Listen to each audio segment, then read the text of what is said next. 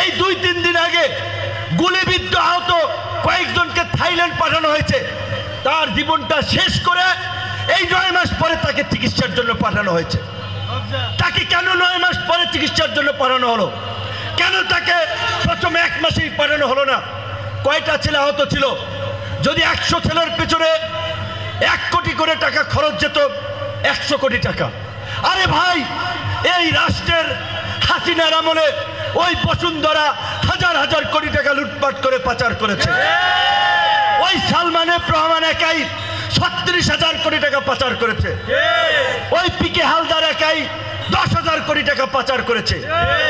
আর আজকে যাদের রক্তের বিনিময়ে জুলাই, যাদের রক্তের বিনিময়ে আজকে আমরা এই নির্বিঘ্নে সভা সমাবেশ করতে পারছি, আজকে যদি হাসিনার পতন না হতো এই সভা সমাবেশ আমরা এইভাবে করতে পারতাম? ছাত্রলীগ, যুবলীগ, পান্ডা লীগ, ঝান্ডা লীগ এসে ঝামেলা করতো, পুলিশকে দিয়ে বলতো অনুমতি নাই, গ্রেপ্তার করে গাড়িতে তুলতো। এই কৃতজ্ঞতা তো এই মানুষের প্রতি আমাদের স্বীকার করতে হবে। আমি জেলখানায় গিয়েছি, আমি কারাগারে গিয়েছি, আমি দেখেছি লঙ্গি পরা রিক্সাওয়ালা, বাসের হেল্পার, কয় ভাই বাসে পানি বেচছি, আমি আমার ধরে নিয়েছি, আমি বাদাম বেচি, আমি এই ঢাকা যাত্রাবাড়ি রোডে শশা বেচি। এই সমস্ত লোকগুলাকে জেলে নিয়ে গেছে।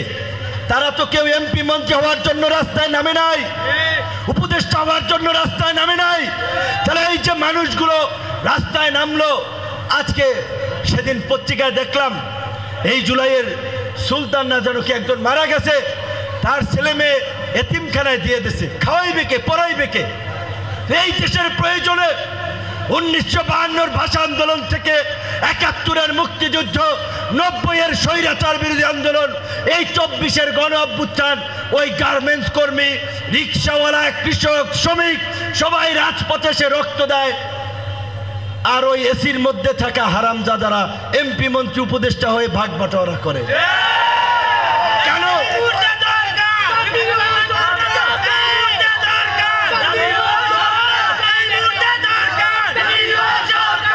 আচ্ছা, আপনারা বলেন এই প্রশ্নটা কি যৌক্তিক না? কেন আজকে 9 মাস ধরেন যেই ছেলের হাত ভাঙছে, হার এক জায়গা থেকে আরেক জায়গায় জোড়া লাগছে, ওই চিকিৎসাটা যদি 9 মাস পরে করায় তার কিছু হবে না? এখনো কয়েকজন বিদেশে যেতে পারে নাই। জুলাই ফাউন্ডেশনে আহতদের এই তালিকায় নাম উঠানোর জন্য জুতা স্যান্ডেল ক্ষয় হয়ে গেছে। এই যে কি বিপ্লবের চেতনা? তারপরে আবার যে পাইবে এই ক্যাটাগরি তারে দেশে বি ক্যাটাগরি, যে পাইবে বি তারে দেশে সি, এইখানেও 9-6 করছে।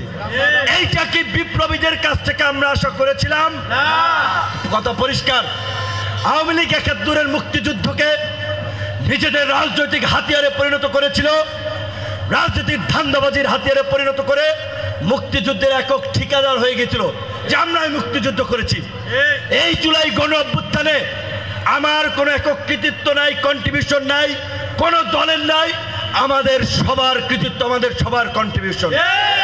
কাজী এই জুলাই বিপ্লব নিয়ে ধান্দাবাজি, চেতনাবাজির রাজনীতি করবেন না।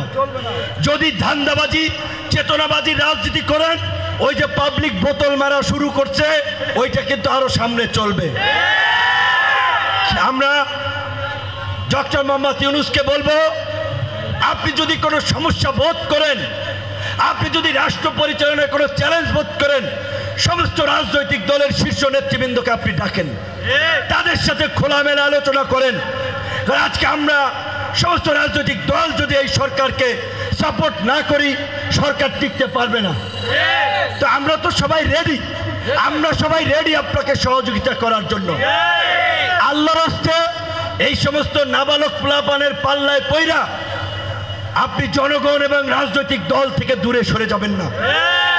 আপনি একদিন এই জুলাই গণ অভ্যুত্থানের আহত পঙ্গুদের নিয়ে একটা সমাবেশ করেন, একটা সেমিনার করেন, তাদের আকাঙ্ক্ষাটা শুনেন, কেন তারা গুলির সামনে দাঁড়িয়েছিল, কেন তারা পঙ্গুত্ব বরণ করেছে, তাদের দুঃখের কথাটা শুনেন।